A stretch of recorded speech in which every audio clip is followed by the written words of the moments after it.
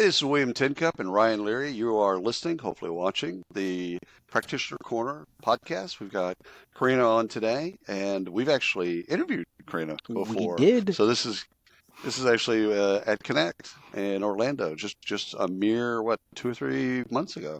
Yeah. So had a fun time there, and we're going to be talking a little bit more about her journey, her path to where she is now. And so why don't we just jump right in? Karina, would you do us a favor, the audience a favor, and introduce yourself? Absolutely. Good to see y'all again. Hello, everyone. I'm Carina Cortez, the Chief People Officer at Cornerstone On Demand. I'm currently coming to you from Dublin, California, not Dublin, Ireland, where our offices are up in the Northern California region. And I'm responsible for all things related to our people, talent, attraction, recruitment, total rewards, all the fun stuff that you typically would expect a chief people officer to be in charge of. And I've been here at Cornerstone for just a little over 2 years now. I started back in July of 2022, but excited to be here So again. you were a COVID-ish hire? I guess it was kind of coming out of COVID. Yeah. So I started here just about 6 months after the Take Private event that occurred for Cornerstone. So I was hired by Himanshu Pasole, our CEO. It was a really exciting time to come in at that point. Y'all have such a wonderful executive team. They do. Let me ask you a quick question before we go backwards. Ryan, we do a news show every Sunday, and we've seen such an uptick in EEOC stuff. A lot of fines, a lot of stuff coming out. Yeah. And Put have her you on seen the the spot. same? No. I'm just like compliance is always important. Yeah. Always. Yeah. Hiring compliance. It's always important. I know it. I know that's important to HR. But have you seen some of the same things? Well, we're doing really well. We're actually going through an OFCCPE audit Oh, right cool. now. Okay. Fun. Which, it's a lot of work, but we're in a good place. I think we've done really good with our record keeping and making sure that we're staying ahead of that. But it is a place you have to stay current. We're lucky to have a good legal team internally as well as partners that we work with externally just to make sure that we're staying up to date on all of that. But yeah, it's something that you have to pay attention to. It just seems like it's ratcheted up. Like I'm talking about the fines and some of the things that you see, because we look at the EOC.gov website every week just to see what's there. And before, probably a couple of years ago, it wasn't that much. It just didn't seem that intense. It seems like there's Now more it's focus. Gotcha. Yeah. But it is. Yeah, I don't know, but It's fun to look at the fines. I'm not gonna lie, Karina. It's like these are things that shouldn't be happening. Like stupid. This is things. car accidents. This is why people stop at car accidents. This is like common sense things are getting fined for. Like you're treating people. Yeah, crappy. that's fair. Treat them like a human. But it's actually pretty fun to see these. Say fun, interesting. Interesting. The fines that these companies are paying, but they're just paying to get. In my opinion, I feel like they're paying just to get rid of the noise. They're not actually admitting that they didn't pay their employees backed wages and overtime for 4 years. They're just saying, let's get this off our plate. And a lot of it's classification stuff. Yeah. So you got, that bit that I think we've been talking about for 30 years. And then Ryan's found a couple of cases where they take the tips that the employees get, and then they don't give them the tips. And so they reinvested in the company. I think they were buying paper products and stuff. Or it was a fast food chain. You gotta be kidding me. They were using the tip money to then go and buy stuff like that. So anyhow, let's go backwards in time. And let's say college. I think that's a good place to start. Sure. What did you want to be when you were in college? Interestingly, so I went to Cal Poly San Luis Obispo, which is an amazing school. Great school. To join there, you have to declare a major. So I really didn't know. I was 17 when I was going to college. I didn't know what I wanted to do, but I picked business administration. I thought it was pretty broad, could give me enough opportunity to figure out what I wanted to do when I was ready. And I took my first human resource management class, probably about my second or third year when I was there, and just fell in love with the practice there. So I think I'm one of the rare humans that actually knew they wanted to go into HR, and I can confirm that. fall into it. So Yeah, we don't come across many. We don't. I can validate that study of one. How's Yes. so they make you declare a major? I mean, I had literally no clue. I mean, I didn't know what I wanted to do when I was graduating, let alone Right, and that's what when they I was do. coming That's what in. they do at Tech. That's what they do at Texas A&M. You Yeah, have In to, fact, when you apply, yeah, you have to declare.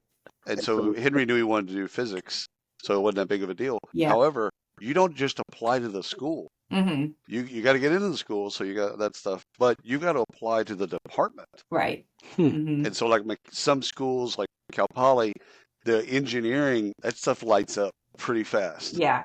Yeah. Those are perfect SAT scores, all kinds of crazy stuff, and it's just they've only got so many spots. what's the rate of change? That's what I want. Like, what's the rate of change from major to major You if can't. they're making you You declare? don't. They make it pretty challenging for you. Yeah. And I think, Really? at Wow. Cal now, you Yeah. can only change your major once. That's right. But it's a pretty high bar you have to clear to even do it once. Agreed. Wow. Mhm. And you got to add a year. Mhm. Usually Usually. in those type. Yeah. There's a lot of schools. It's really more the technical schools that are doing that. Like the University of Texas, you can just apply to school, Mhm. get into the school, and then just declare your major 2 or 3 years into it, and then figure all that stuff out. Mhm. When I went to Alabama, it was that way. Yeah. Yeah. I think the more technical schools like Cal Poly, I think they want the kids that already know Mhm. what they want to be. Right. That's what it seems like. Yeah. Seems like. So Great yes, I guess school. I was fortunate that I picked a broad area Yeah. to focus Yeah. in. But what did it for me was I had my professor for my intro to HR management class.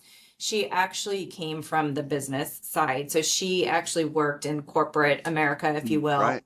was an HR practitioner. And so she just brought a lot of pragmatism into love what she that. was talking about. So it wasn't a lot of theoretical or this might happen and go learn. Like, it was very much about, hey, this is what HR management is, and this is what I'm doing. And this was probably about the time, I mean, this was back in the 1990s. Hey, we're not using dates. We're not using dates. It's better than the Stop. 80s, so we're It good. Let's stop using dates. Let's stop using dates. But the reason I say that, I think it is important to say that, is it Sure. was at this point of time where there was much more, or starting to become a focus on the strategic nature of human resources, which I can say looking back now, I didn't know it at that particular moment, but something struck me about most organizations, and I lived in the Bay Area, still do, we're going towards this. You have your humans, that's the people that are making, right? It's not an output necessarily. It's not a widget that you're looking at, but it's this knowledge that you have, these knowledge workers. And how do you manage that in terms of the work environment that you're in? So it was just really cool to have a professor who had that experience and brought that to bear during that course. This was the Did move she from become a- personnel Go department ahead. to HR. Right. Yeah. Right. Right. Yeah. Did she become a mentor, or While I was there, You I've kept in lost touch with her Yeah. since then. I've been fortunate to have some mentors along the way, but yeah, no, I didn't keep in touch with her, unfortunately. well, the fact that she was a practitioner that's Yeah. like I went through it. I went through an HR class when I was in business school, but it was an academic. He had a PhD Right. in human resources, and so it was cool, theoretical, and it was cool. It kept us up to date with like the latest and greatest type stuff, but not like you said, pragmatic. Right. That wouldn't have been. Yeah, and interestingly, as I moved through my career, especially when I took a turn to go into learning and development, that was one thing that I was kind of bothered by some of the L&D practitioners. Is many have PhDs, which is awesome, but it was Right. how do you take that theoretical and make it work in a work environment where you're having to convince a sales leader to take the time to focus on this, development program, and it's like, no, I've got to go get sales. How do you actually have that conversation? Or this is great in theory, but no one's actually ever going to implement it. And so I think that was interesting. The way that I was brought up was I was mostly on the HR generalist, HR business partner side. And I could say, this is great in theory, but there's no way I'm going to get the leaders to buy off on this. So I could bring that practical edge to the work that I was doing. Right.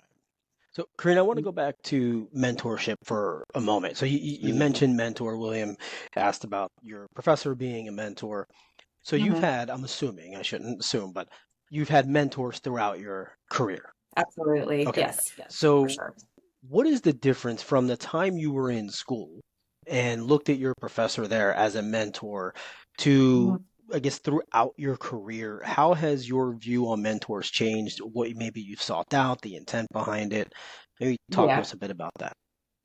Yeah, I have a strong opinion on this that I really don't think forced mentoring works. And 100%. Yeah. 100%. so when people ask me to I put can validate that. Okay. Yes. When people ask me to put in place formal mentoring programs, I really try to encourage them of like, who do you admire? Like they don't even have to be in the work environment. Who is someone that you would really like to get to know better? You're Right. excited about where they're at in their career. Maybe someone who just inspires you and try to make a connection that way. What I find when we've had, and I've been through a forced program before, is it just becomes a check the box activity. That's right. Quite frankly, is I Let's need have to coffee. Let's have coffee once a month. yes. Let's do the how are you doing How stuff, are but you you're not really doing? learning You're done. anything. Yeah. Exactly. And with that too is I think there's a misnomer about mentorship is like as the mentor, I'm just pouring out all of my knowledge to you and telling you what to do. When in reality, a great mentor from my perspective is someone who can ask you the hard questions, make you do some introspection, maybe make you go read a book or listen to a podcast or whatever it might Right. be, but it's to help you develop yourself further because generally speaking, I think people know intuitively what they need to do. It's just being asked the right questions to get myself to that confidence level of absolutely this is Right. what I need to do. Building So confidence and curiosity. Well, absolutely curiosity is huge, that intellectual curiosity. And so yeah, some of those best mentors that I've had have been bosses of mine, and I have a former boss who I'm still in touch with today, and he's still very helpful to me in many regards, but also just people I admired, and yeah. it's just kind of informal. They're not real formal programs, if you will. Well, we had Kim Sneeder on she's from Allegis Group. Career Circle is the company she runs for Allegis. And her bit on mentorship was just like, you got to have an idea of what you want to learn. Mm-hmm. Like she was a doer, and she's been with Allegis for 25 years. So she was a doer for a while, and her boss said, "You're fantastic, Kim. Mm-hmm. You're a great doer. You need to learn leadership. Mm-hmm. You need to know how to learn. You're going to tap out. Yeah. You need to learn leadership, and I'll start.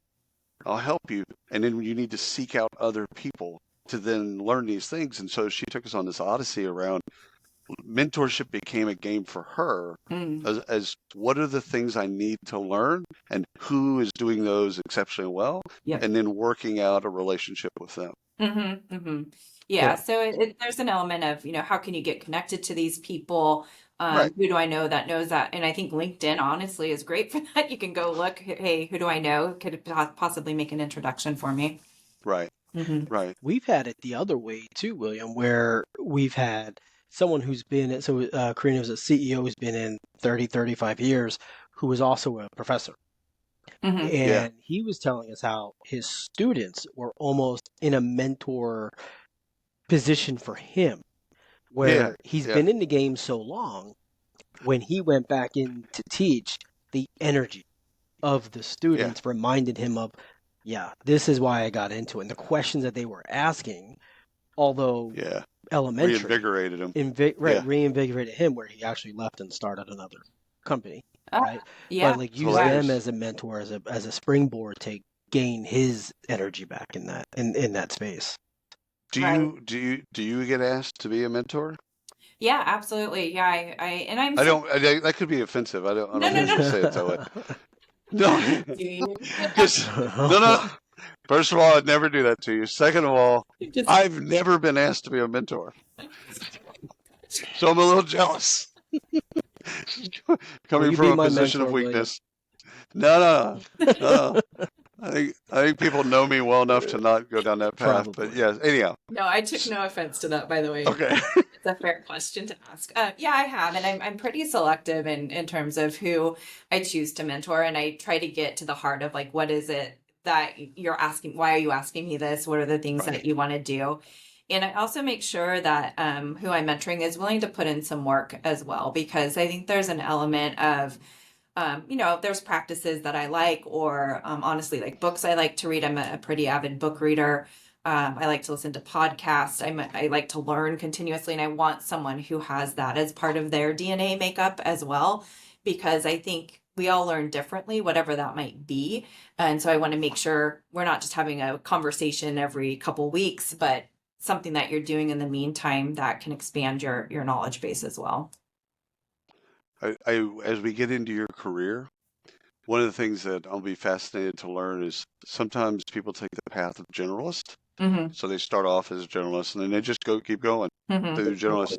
And then some folks then kind of divert, go into recruiting, go into comp, go into whatever, go into a place and never get back to being a generalist. They just keep going and stay there.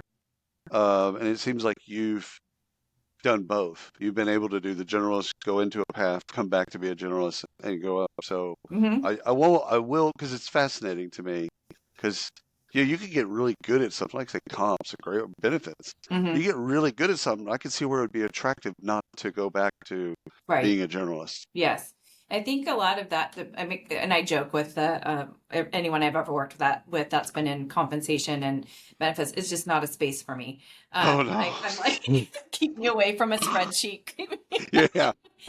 So you lost me a pivot table. Exactly. I'm sorry. Exactly. I have to Google how to do that every single time. But yeah, absolutely. I think that it's good from the perspective of being able to try out the different areas, as with any function, like what really draws you, what is getting you to get out of bed every day, what are you passionate about, and having the opportunity to try different things out, I think is really important. And I was able to do that pretty early in my career. And I just know too, like there's things I enjoy doing, there's things I don't. And if I can keep it on the path of the stuff I like, all the better for everyone. The better off. Yeah. So how did you get it? How did you get into people? So generalist, how did you end up in the people business?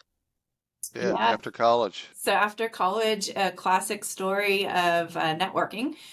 So I used to, after college, I moved back in with my parents, as many people do. And my dad's coworker's wife was working at Visa, and they happened to need someone to run a very entry-level role, which they called their HR help desk. Which I was basically a receptionist and would answer kind of like a hotline. You've been replaced by chatbots.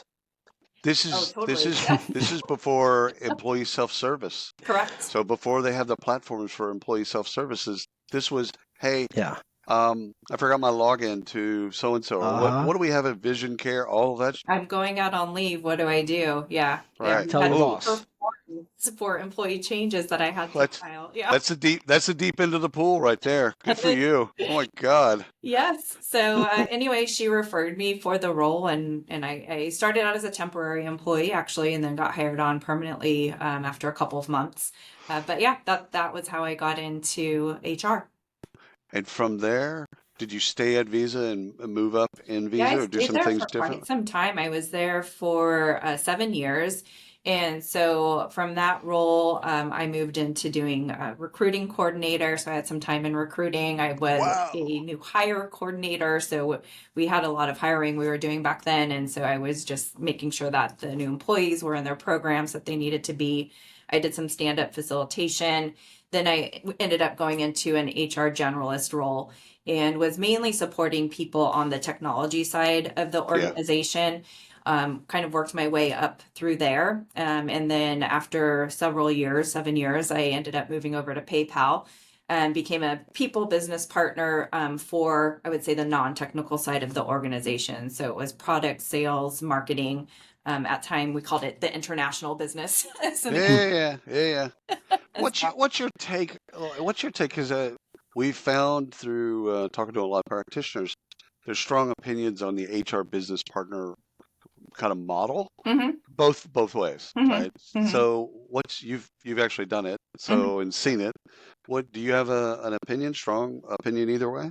So where I think the best value comes from a people business partner, HR business partner role is when they are able to focus on the executive and kind of the higher level order of things that need to be done, meaning that there are, like where I started my career in terms of answering those day-to-day questions. If you're having a people business partner, and depending on the size of the organization, let me just caveat that. But if you're having them having to go from, I didn't get my paycheck today, to, by the way, we need to go open a new service center in the Philippines, and how do I do that? That's tough to kind of keep flexing in between those things. So if you can have that people business partner who really understands your business and then can tell you, hey, from a people perspective, we're noticing this type of attrition, this type of talents here. Gosh, you're in a lot of high cost locations, whatever it might be. Right. It's better off than if you have them kind of going back and forth between trying to field everyday questions, getting into everyday employee relations issues, etc. So I think that there's a lot of value, and to me, the conversation anymore isn't about, can I get a seat at the table as a people business partner? We're there. And so it's more of what value are you bringing to the business then with that seat that you've earned? Two questions that I have, and I guess you take them in any order here, because they're actually two drastically different questions, but they're in my head. I'm going to ask them. Both cowboy related. They are. So you're what gonna be the fine. hell? What's wrong with Dak Prescott? No, I'm kidding. Give him a break. Don't make me hit the play Exactly. button, people, because I'll do it. No. I will do it. All right, two questions. One is, you've been at big companies. Mm-hmm. How does somebody who's moving into an HR business partner or whatever the equivalent is in their company, how do they think big but act small? And by act small, meaning, how do you get personal with your individual employees and make them feel as if they're at a 30 or a 40 person company and they're being cared for? Yeah. Well, I think that's maybe something where I believe, from a people business partner's perspective, I'm not going to know every single person that's in the organization that I'm taking care of. And the reality is, yes, I want to be approachable. I want people to feel comfortable coming to me. But at the end of the day, I'm not there to be, excuse me, but I'm not here to be everyone's friend. I'm here to help drive shareholder value. I'm here to make sure that we're providing the value we need to our customers, and that we're able to deliver on the promises that we're making to our shareholders and our customers. So rather, I think that's a misconception that HR is there to be your friend. Yeah, we can be nice to you just like any other one of your coworkers, but in reality, it's, am I driving the right things for the business? Am I having the right conversations? And am I able to have that strategic lens, as we were just talking about, on what do we need to do with the people in our organization in order to achieve our goals? And so that's why I think this model that we were just talking about works best too, because you may not have a dedicated person to you if you're, below that executive level, if you will. You're not going to have a dedicated person. We would have to hire way too many resources.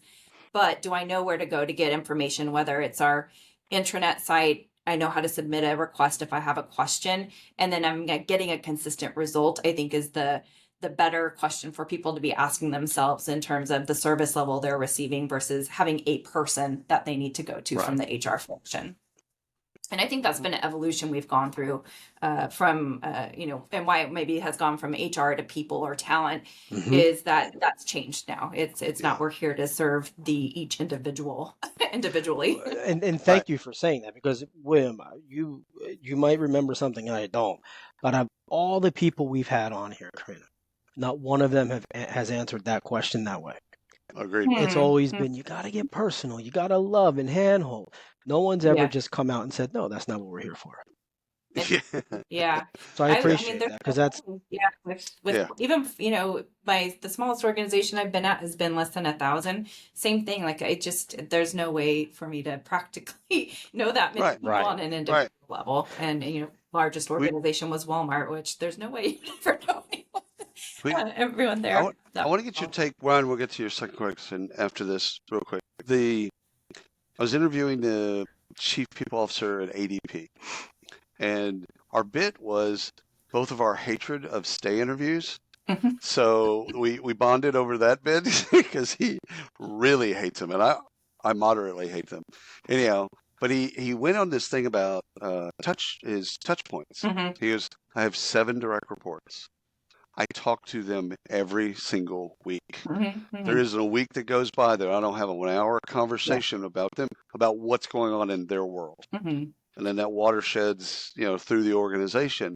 And so things can go bubbled up. So he's always got a finger on the pulse of what's going on throughout his organization. Mm-hmm. What's your bit on your team that you have around you? Yeah. And how you stay connected to what's going on in the organization? Yeah, very similarly. I have staff meeting once a week, and so this is for us just to give updates about what's going on.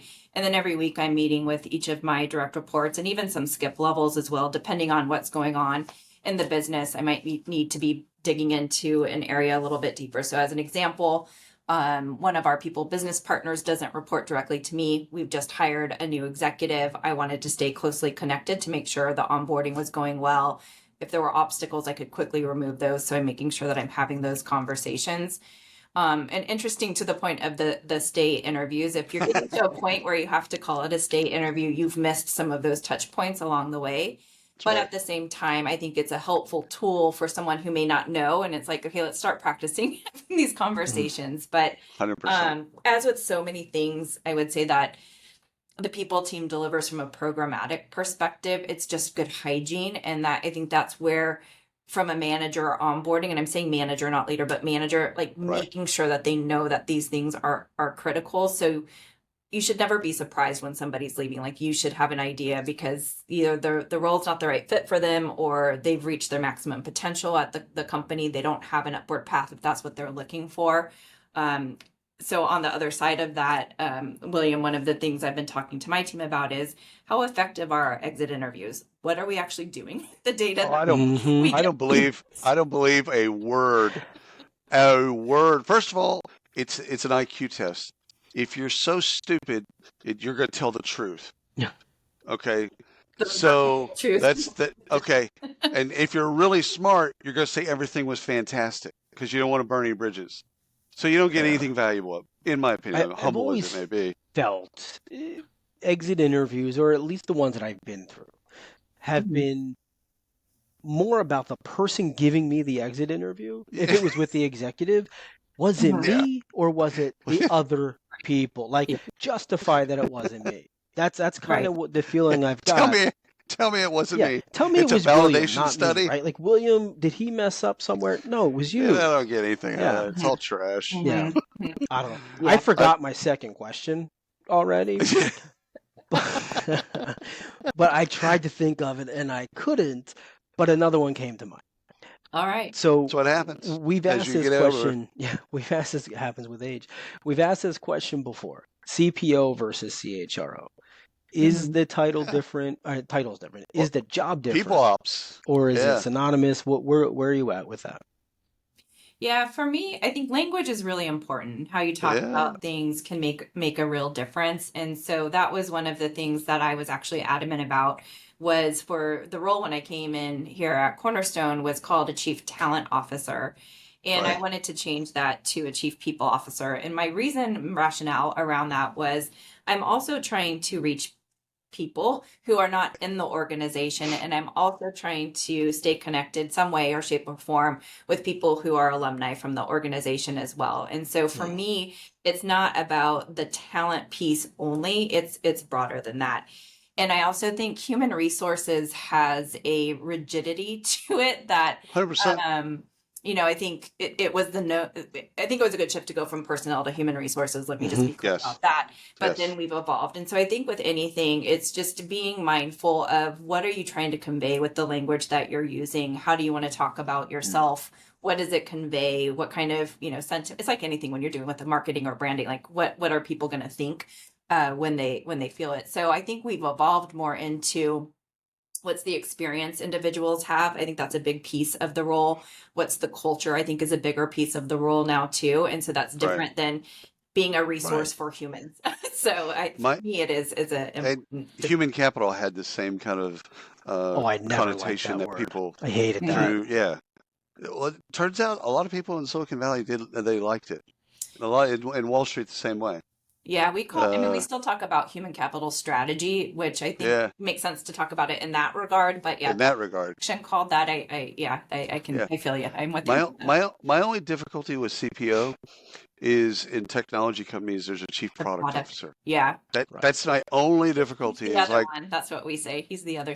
The other one. Yeah. Yeah. Well, I've made that. I've made that mistake too.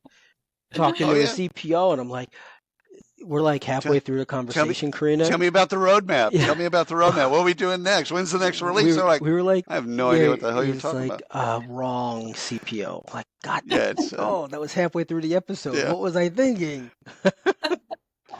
I want to get your take on internal mobility. Yeah. Because when you were talking about your tenure at Visa, you know, people probably identified you and just said, "Oh, she's good. Let's move her into this other bit." And then you know, again, somebody else said, "Okay, she's good," or you applied to something internally and pivoted and did something different. I've said for a long time that internal mobility is very difficult to get right, especially from a recruiter's perspective, because now I got to fill another job. That job that I didn't have before, now I got to go fill that job. But there is a lot of people that want movement in their career. No one wants to. I could probably say that like that. No one wants to feel like, okay, they just get a job and there's a ceiling. There's no growth. Right. So where have you seen it work? Yeah. Like where the company sees that you're about to tap out and you're good, so you're talented, but sees that you need a new opportunity. The way that I try to think about this internal mobility in particular is, isn't it better to have the talent stay within your organization than to have them leave? So when I do get the pushback of, oh my gosh, this person's applied to this internal role, I need a 3-month period for them before they can let them go into their new role. And I'm like, well, in 3 months, they're going to find another job externally. And so keep that knowledge internal. We've done a lot of training. We've invested a lot in them.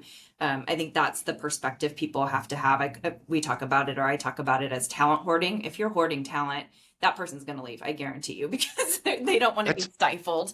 Talent hoarding to me is synonymous with bad managers. Yes. Oh, absolutely. Yes. Or you're junior and you just don't know, you're more worried about the hole that's going to be there. And so, I think there's a maturity that comes with that as well. And what we find in some of the studies that we've done is just having increased visibility into roles that are available in the organization actually increases people's engagement in the role. I can't remember the number off my head, but it's upwards of 60%. Like just having that visibility makes somebody wants to stay, and they may not even move to the other role. So like there's this benefit of just knowing what's available. And I think feeling that there's opportunity. The sentiment, is enough. Yeah. How much of the how much of the management, mid-managers hoarding talent is due to a lack of trust in the organization that they can provide them with other talent? And I don't know the replacement is, but that's the replacement. Yeah, the replacement. To be able to backfill this position or not. I don't know what the number is, but I can guarantee that. I mean, I've been there. I can guarantee it's a factor. 100%. Yeah. Fine. But then and I think that's when you have more of a siloed mentality versus what's the better for the company and really trying to think bigger.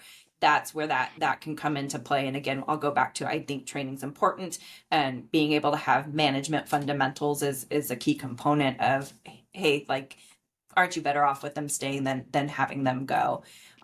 So to the question you were asking though, William, I think there's an element of understanding what's available, but then who is helping you? Are you having these regular touch bases with your employee to identify, you know what, I know that over in the marketing organization, they have this role available.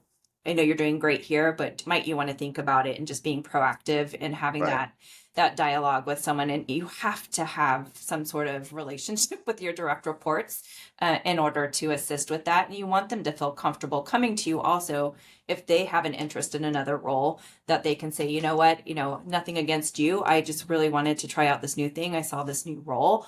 And hopefully you get the support of that manager as well. So added to the complexity that, let's say, very few firms do internal mobility really well. add remote and hybrid to that.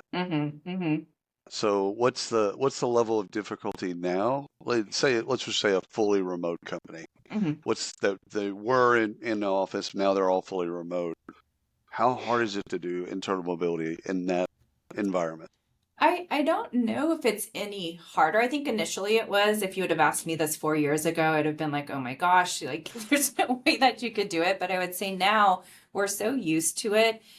Most people are able to view either on their intranet site, or if you go to a jobs board site, you see what openings are available. You can understand what's there. I think the difference is I'm not having the hallway conversation where, okay, I might see that person and it sparks something like, oh my gosh, they would be a really good fit for this position. I should have a dialogue with them.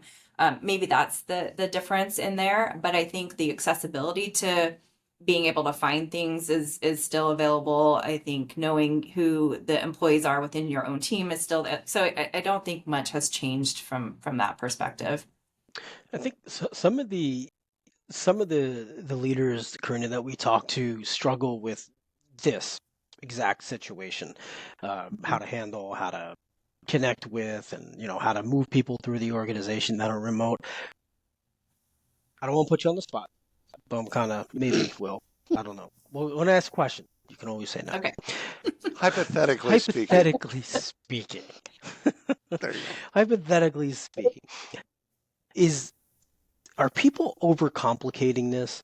Is it really just common sense, like the same as it was in the office, and there's just maybe a little difference in technology or how you communicate with people? Are we overcomplicating this whole thing?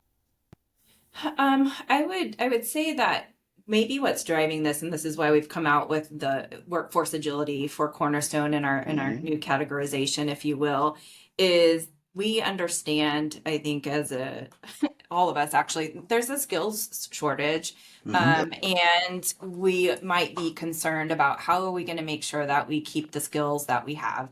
Are we able to ensure that our workforce is being invested in? How do I even identify that I have a skill gap? And so that's where I think a lot of what we're trying to do here at Cornerstone comes into play in terms of you can create talent profiles for your organization. We can bring in some good labor data with, our SkyHive acquisition in terms of here's what's going on externally. You have an overabundance of this skill in your organization. You don't have so much of this skill. Hey, for me as an HR practitioner, I love this. Okay, here's where I might need to go focus in some time and energy. This technology is starting, from the labor market data as well. This technology is starting to phase out. You're going to need to start phasing up on this. I mean, prompt engineering, who knew was going to be such a big thing? We have that skill set. Where do we need to have that? So I think it's just more of it's changing more rapidly than it has been in the past. And do I have a system, if I can afford a system, and granted, depending on what size of organization you are, you're going to make your decisions based upon that. But do I have a system that can somehow tell me the information that I need? And so that's why I love what we're doing. And, we're using our own products internally as well. We call ourselves Customer Zero. And so we're testing that out on our own, like create your talent profile. Let's understand what's there. By the way, here's the different moves that you can make in your career. You don't have to stay in, marketing always. You can try to venture off and do something else. Or if you want this path that goes upward, that's what you can do. So that's what I think might be more driving that, Ryan, than anything else. All right. Last question for me. With all the things that you know right now, for you, just all that knowledge, all that experience, and you could go back to, let's say, your senior year of college before you're looking for your first gig. What would you advise that person? What advice would, if you could distill it? Yes. What would that advice be? Not to take the HR classes. I love no, I love it. Take stats. Take stats. Take finance classes. No, I think two things, and my husband will kill me, but he knows this is true. Is I got engaged my senior year of high school. I would say, don't get engaged. Go travel the world. Go figure it out. Is it to your husband? This is to myself. Oh, Oh yeah. Like go Yeah. travel, go figure it out. Like go, and because that's something that I keep telling my own daughters who are 18 and 16 now, but I was telling them this when they were like 10 and 8. They're like, Mom, we're only in 5th grade. Why are you saying this? I'm like, go travel, go see the world. So that is one thing that I would definitely tell my younger self. Maybe it's not so much the don't get engaged, but go see the world, go travel. And then from a professional standpoint is take the risk. I think there were times that I was a little too conservative in my approach.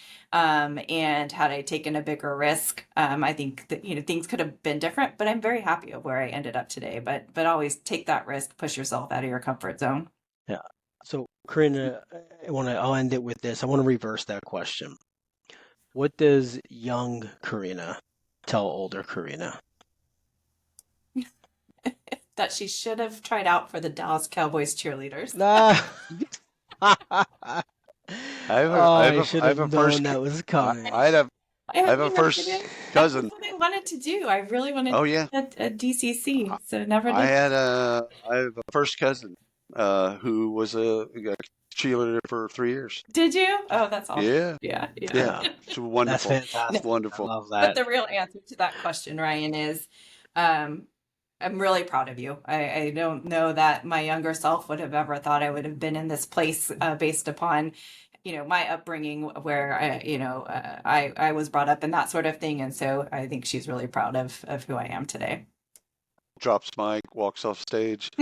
Karina, thank you so much for your wisdom. Thanks for having me. And it's just been wonderful. So Yes. thanks everybody else for listening, watching the show, and we'll see you later.